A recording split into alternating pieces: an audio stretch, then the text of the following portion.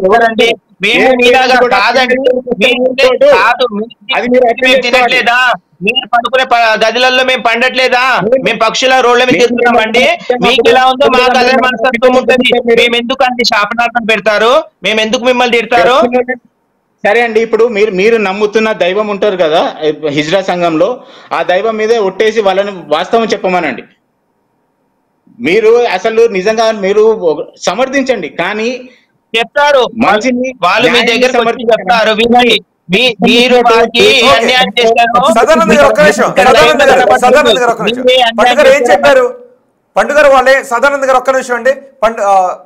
పండుగ ఏం చెప్పారు వాళ్ళు మీ దగ్గరికి వచ్చి? సదానంద్ గారు ఒక్క నిమిషం. పండుగ ఏం చెప్పారు మీకు? ఇక్కడ మీకు లైవ్ లో వీడియోస్ పెట్టాను కదా సార్, ఆ లైవ్ వీడియోస్ ప్రకారము ఏమన్నారంటే, మేము వెళ్ళాము, దాతని రిక్వెస్ట్ చేసాము. ఫస్ట్ మేము ఎక్కడ వెళ్ళినా కూడా ఏ దాతని డిమాండ్ చేయము. ఫస్ట్ అర్థం చేసుకోవాలి, ఎక్కడ కూడా డిమాండ్ చేయకుండా ప్యార్ మొహబ్బత్ ప్రేమతోటి ఏమి ఇస్తారో అది తీసుకొని వెళ్తామనే మాటలు మాట్లాడతాము. అది అయిపోయాక దానిపైన మేమేమంటాము, దాంట్లో ఇంకా కొద్దిగా కలిపియండి అని అర్థమే తప్ప ఇంతియండి అంతియండి అని డిమాండ్ అనేది చేయము. కొన్ని చోట్ల జరుగుతున్నాయి, ఇక్కడ జరిగిందా లేదా అన్నది ఒక తేల్చుదాం. కానీ కొన్ని చోట్ల జరుగుతున్నాయి, మీరు అన్నట్టుగా కొన్ని చోట్ల ఇచ్చిందే తీసుకువెళ్తున్నారు. రెండూ జరుగుతున్నాయి. కానీ ఎక్కడైనా డిమాండ్ చేసి శాపనార్థాలు పెడితే ఏం చేయాలి? ఇప్పుడు మేము ఒక కోర్ కమ్యూనిటీ అని మేము స్టార్ట్ చేసాం. కొంత ట్రాన్స్జెండర్ పెద్దవారందరూ కలిసి ఒక సిఎస్ఆర్ తోటి కలిపి. కానీ కొంతమంది ట్రాన్స్జెండర్స్ వీటిని ఈ యొక్క కోర్ కమ్యూనిటీని పక్కకు పెట్టేసేసి అంటే విచ్చలవిడి కొంతమంది ఉన్నారు. ఇప్పుడు సదానంద్ గారికి జరిగినట్టు ఇక్కడ కనబడని చాలా ప్లేసెస్ లో ఉన్నాయి. అలాంటి వ్యక్తులను మేము దూరం చేయాలి. తెలంగాణలో ఎక్కడి నుండో బ్రతికొచ్చి వాళ్ళు తెలంగాణలో చాలా ఇబ్బందికరంగా చేస్తున్న వారందరూ చాలా మంది ఉన్నారు. అలాంటి వారిని దూరం చేయడానికి మేము కోర్ కమిటీని స్టార్ట్ చేస్తే వాళ్ళు ఏం చేశారు, ఈ కోర్ కమిటీ ఎట్లా ఉండొద్దు తీసేయాలని ఆలోచనతోటి దాన్ని మొత్తానికి తీసేశారు. ఎప్పుడైతే ఈ కోర్ కమిటీ అనేది ఏర్పడుతుందో అప్పుడు మన తెలంగాణలో నిజమైన ట్రాన్స్జెండర్స్ ఉంటారు. ఇక్కడ పుట్టి పెరిగిన వాళ్ళు మన పక్కన ఎవరైనా ఉన్నారనుకోండి, వాళ్ళకు ఇజ్జత్ ఇస్తారు, వాల్యూ ఇస్తారు. మన వాళ్ళనే వాళ్ళ ప్రేమతోటి వాళ్ళ ఇంటికి వెళ్ళి భోజనం చేసి నీళ్ళు తాగేసి వస్తారు. అదే బయటకు వచ్చిన వాడు అలా చేస్తాడా? ఏమైనా ఉంటే దొంగతనం చేసుకొని వెళ్తారు. అలా అయిపోయింది తెలంగాణ ట్రాన్స్జెండర్ల వ్యక్తుల పట్ల. కాబట్టి ఈ యొక్క మీడియా నుండి నేను ప్రజలకు తెలియపరుస్తుంది ఏంటంటే, ఇక్కడ గమనించి మన తెలంగాణలో పుట్టి పెరిగిన ట్రాన్స్జెండర్స్ ఇజ్రాయల్ ఎవరైతే ఉన్నారో వారికి సపోర్ట్ చేసి వేరే రాష్ట్రాల నుండి వచ్చిన వారిని దూరం మీరు మీ అంత సహాయం చేసి పోలీసు వారితో మాట్లాడిపించి అది చేసి చాలా. ప్రేమలేల గారు, ఒకవేళ ఎవరికైనా ఇవ్వడం ఇష్టం లేదు అనుకుందాం, వాళ్ళ దగ్గర డబ్బులు లేవు, ఇవ్వడం ఇష్టం లేదు, నా దగ్గర లేవు, నేను ఇప్పుడు ఇవ్వలేను, వెళ్ళిపోండి అని చెప్తే, ఒక్క నిమిషం మీ దగ్గరికి వస్తాను, నేను ఇవ్వలేను, నా దగ్గర డబ్బులు లేవు, అప్పుల్లో ఉన్నాను అని ఆ వ్యక్తి చెప్తే వెళ్ళిపోతారా, డిమాండ్ చేస్తారా? మంచి క్వశ్చన్. ఇలాంటి క్వశ్చన్లు ఇప్పటి వరకు ఎవరు కూడా అడగలేరు మమ్మల్ని. మీరు అడిగారు, మేము చెప్తున్నాం వినండి. మేము ఇంటికి వెళ్ళి ప్రతి ఒక్క కాలు పెడితే ఏ వ్యక్తి కూడా మమ్మల్ని లేదని పంపించకుండా ఒక చీరతోటో 101 రూపాయతోటో మమ్మల్ని సన్మానం చేసి సత్కరించి పంపించిన వాళ్ళు ఉన్నారు. పేదవాడైనా గుడిసెలుండే ఒక ఫ్యామిలీ అయినా చిన్న డబ్బాడైనా కూడా ఒక 500 తోటి మమ్మల్ని ఆనందపరిచి పంపించిన వాళ్ళు ఉన్నారు. కానీ మా దగ్గర లేదు అనే ఆ యొక్క మాట ఎవరు కూడా అలా ఎవరైనా అన్నట్లయితే ఏం చేస్తారని అంటారు కదా, మాకు తోచినంత సహాయము మా పెద్దలు మాకు నేర్పించిన ప్రకారము మేము వారి చేతిలో మాకు కలిగింది కూడా మేము పెట్టి వెళ్ళిపోయిన రోజులు ఉన్నాయి మా దగ్గర. అర్థమైందా? మేము కొన్ని ఫ్యామిలీలకు సపోర్ట్ చేసిన సమయాలు వాటిని మీడియాలలో చూపించారు, వాటిని మీడియా వాటిపైన తీసుకొని రారు. ఓకే, అంటే మీరు అలా తిరిగిచ్చినప్పుడు వాళ్ళు తీసుకున్నారా, లేదు వద్దులే అని చెప్పి మళ్ళీ మీకు ఇచ్చేవారా?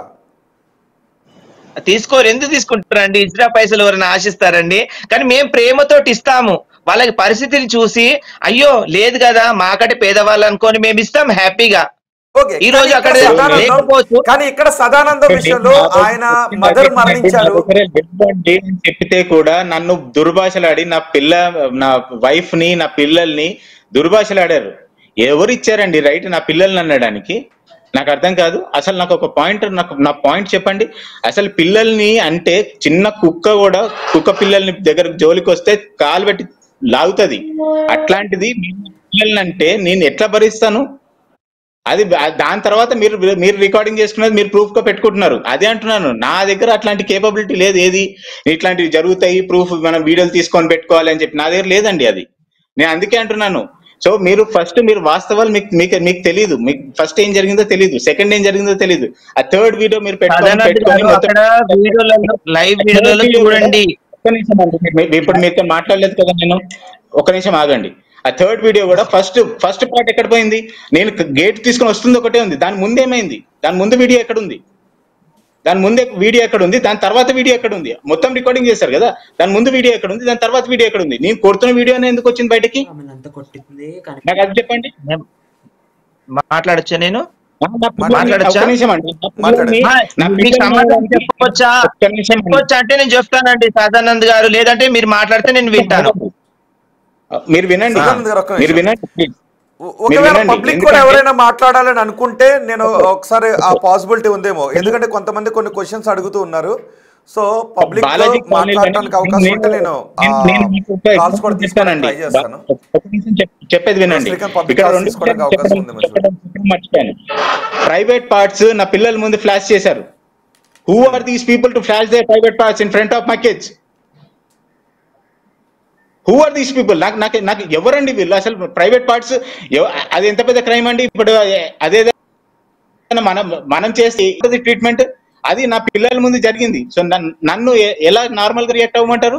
తిట్టకుండా ఎట్లా ఉండమంటారండి? నాకు అర్థం కాదు. చిన్న క్లిప్ మీ దగ్గర, ఆ క్లిప్ ఏమని ఉంటే మాకు ఇవ్వండి, నేను వీళ్ళందరినీ పట్టిస్తాను మీ ముంగట. పిల్లలు వినండి, నాకు మీ వాళ్ళంతా నాకు బ్రెయిన్ అంత లేదండి. నాకు ఎక్స్ట్రాక్షన్ మైండ్ కాదు కదా.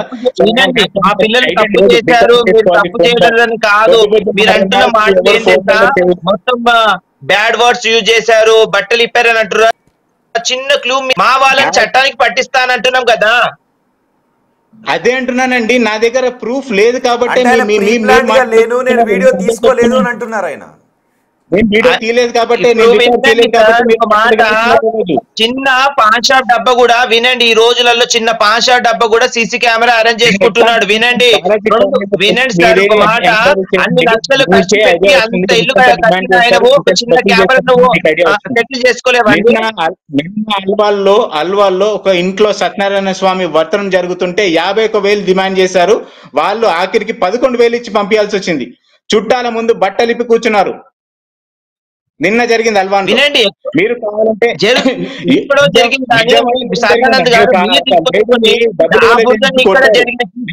దానికి రాయడం పద్ధతి కాదు కదండి. బట్టలిప్పి కొట్టారు.